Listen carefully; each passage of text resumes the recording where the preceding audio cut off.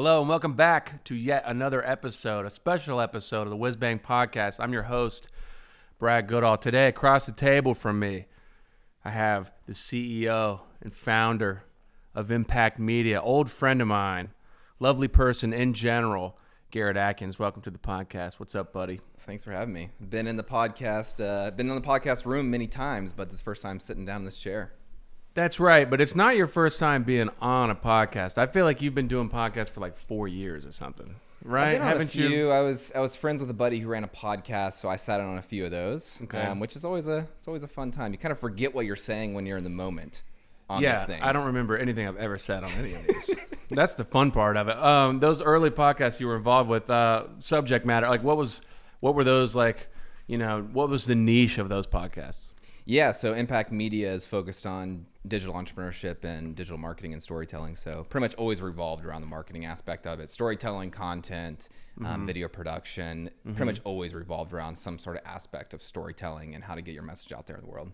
Right. That's definitely, if I really think about it, I was talking to a friend the other day about like on camera and like marketing and how this really works. I feel like being comfortable on camera and being able to talk about your business or whatever it is you're doing on camera or on mic is such a valuable skill that it's essentially going to be like taught in high schools like a few years from now. You know what I'm talking about? Like media training and like the ability to like, because I mean, podcasts are such a popular form of like getting any kind of message across. I wouldn't be surprised if we're teaching these kind of skills in like high schools in a few years. Yeah, we were speaking about this earlier too, in terms of how podcasts and how content, you have to be like so on the cusp of what's happening in the media, like at that very moment. So if you're sitting around thinking about something too much and don't like jump on a trend, not that there's always the best content to push out, just like it just churns so quick of what's happening, like topics in the general zeitgeist. If something happens in the news and it takes you 2 weeks to make the video, it's already too late. It's done. It's done. But yeah, I think there's a level of confidence with speaking on camera. And also, like, there's a skill set to it. I feel like there's some people that just do not care. And I'm so jealous of some people that I feel like they pull up their phone, they record a video. I'm like, I wish I had that level of confidence where they could just throw themselves out there. I think it's a great skill to have. Sometimes it can bite you in the butt. But at the end of the day, I think, like, as opposed to any tip or trick to media trained or pushing stuff out there into the world, it's like if you're just like making a video a day or pushing some stuff out there, it's gonna be to your benefit to some degree. It really works. I know I spoke to you about it, but like a friend of mine, his name's Connor Masura, did this project. Okay, you want to talk about content creation? This guy went on TikTok and Instagram Reels every single day in front of a screen like this and made a music snippet. 30 seconds of music, a song idea, right? And some of these songs turned into songs that he put on Spotify. But he has gone from like 2,000 followers on TikTok to like 20,000 in like 2 months. And he's uploading every single day. And he's using it to get to the true protein of what his craft is, which is the songs. I mean, that's really, so all this extra stuff, the Instagram Reels, the TikToks, the content, whatever, digestible video stuff, is really all just there to drive people to what he probably believes most about. And like what I believe most in is just making songs and making recordings. But it really works because his numbers are just like through the roof. And I just sample tested it. I did it for like a week and a half and I got like a 25% boost in just my streams from just doing it for a week. Yeah, we spoke about that. It's like finding like just a general lane, or in marketing, whenever working with certain companies, like what's one of your content pillars? It's like one of the things where you can consistently have some sort of guidance and framework whenever you're about to develop a piece of content. Yeah. And some people, they can just like think of new forms and avenues every time they sit in front of a camera, but it can be extremely helpful to know your lane and know it works and then just replicate it, whether it's something in the media or covering a song, or just kind of really depends. But if you're able to keep that speed and consistency, especially something like on TikTok or Reels where you can push something out once a day, they benefit you for posting very regularly. Yeah, they want you to do that. I think they actually kind of push back if you don't upload regularly. I think you're like kind of put in like a box or something, like you're kind of shelved. Yeah. I mean, you're only as good as how often you post in a lot of those situations. I think certain people don't. I didn't believe in that formula for so long, and now it's literally like sink or swim. You know, when you're trying to grow a business of any kind, it's like, okay, you just eventually just hit sort of surrender to it. It's like, if that's what I need to do, that's what I'm going to do. You know? Yeah. Do you have to tell companies this sometimes of like, we got to come up with more, or like maybe they're scared on a strategy or something like that?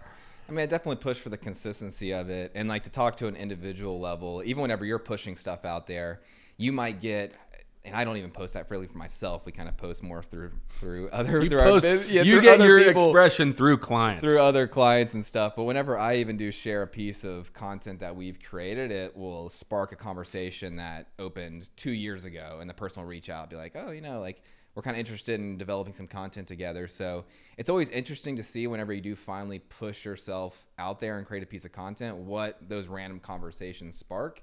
And then also keeping in mind like that's probably one of 100 or 1,000 people that are actually paying attention to you. So you don't get like always the direct feedback from the content you're pushing out like you want to. Like you'd wish to be like, man, that was a great video.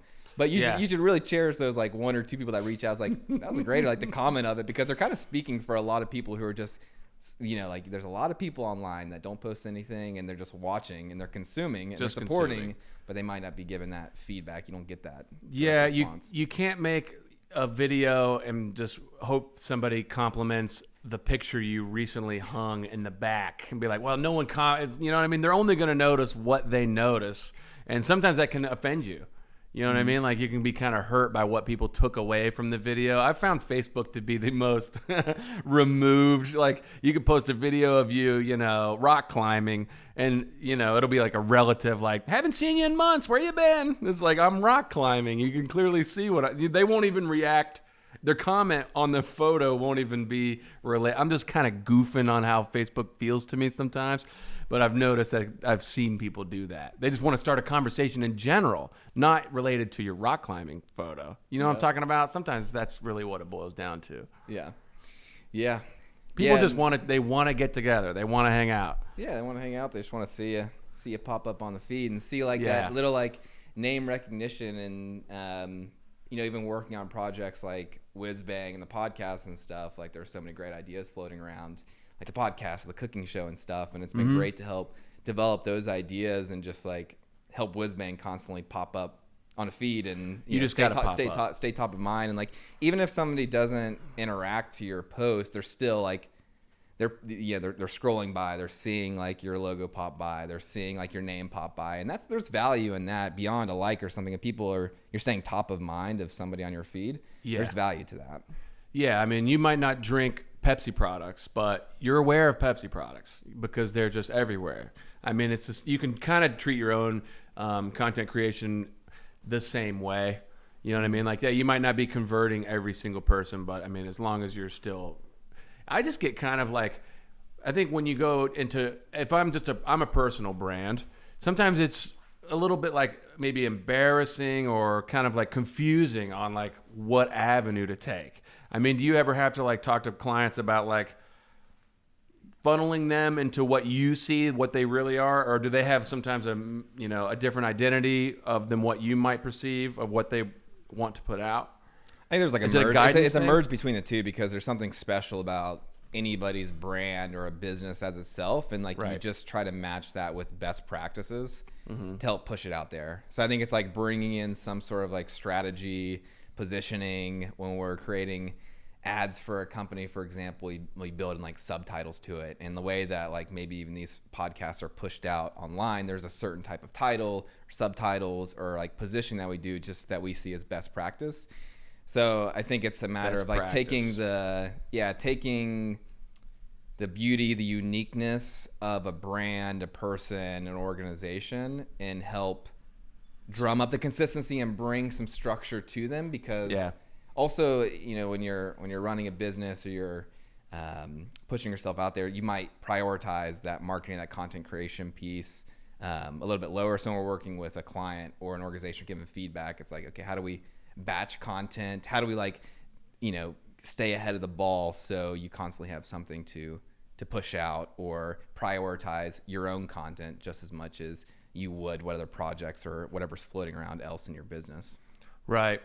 Where do you see this stuff going within the next like 2 to 3 years? Like is there apps that I don't know about that like people are already hopped on? I mean, like what's the next space to like get to before anyone else? Because I feel like I'm always kind of like right on schedule. I'm never like ahead of the game when it comes to like social media or any of that type of stuff.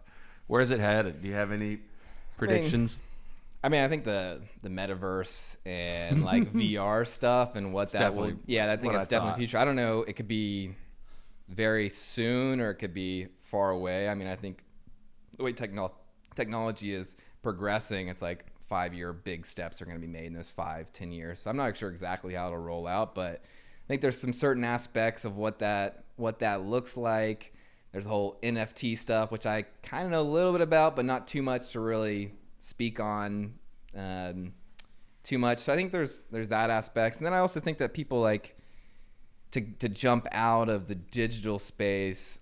I think that there's still value in like guerrilla marketing, boots on the ground, like doing unique stuff. Like it's kind of interesting to me is the way that Shep Gordon and some of these music promoters back in like the 60s and 70s and 80s did these like PR stunts out in the real out in the real world versus like just online. So like I do like the online space and interested in where it's going, but I do think that there's like still so much to be done with in-person connections and like what you can do outside of the digital space to spark that connection or maybe like be the boots on the ground that adds to the picture or what gets brought online. I think they're equal. I think you should have NFTs and you should also have keychains and coffee mugs. Yeah. You know what I mean? Like I'd like to do all of it. I think that's important.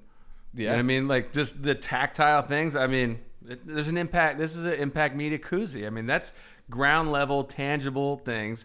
But I mean, the forward thinking stuff, I just get so kind of overwhelmed and confused about. I know how to order coffee mugs or keychains or promotional bits and pieces. But I mean, when somebody told me I needed to sell the song, like rights to a song via NFT, it'd take me months of research to figure that out. But I am interested in it, and I'm not wiping it all off as far as like bubble or anything like that. Like I think a lot of this new technology is here to stay, and it's really just how stubborn do you want to be until you either adapt to it or just ignore it. You know what I mean? Yeah, it's definitely value in it, and I think there's going to be a lot more to progress about it. So some people just naturally adapt to geek out on it and jump right into it. Yeah, so I don't know if I'm one of those people, but you feel like one of those people. But sometimes. Yeah, sometimes and sometimes. Have you tried to buy an NFT? Do you have one? I don't actually have an NFT. I have crypto, but no NFTs have been purchased. I've been looking at Does anybody have one? Has anyone tried to buy one? No. We should do that right now. We should like rig up a live stream and like actually try to go and purchase an NFT. Purchase something. Does anybody have a couple grand lying around we can do this with? I feel like it's kind of an expensive ordeal for now, but yeah. Maybe we should look into this. We could teach me a little bit more.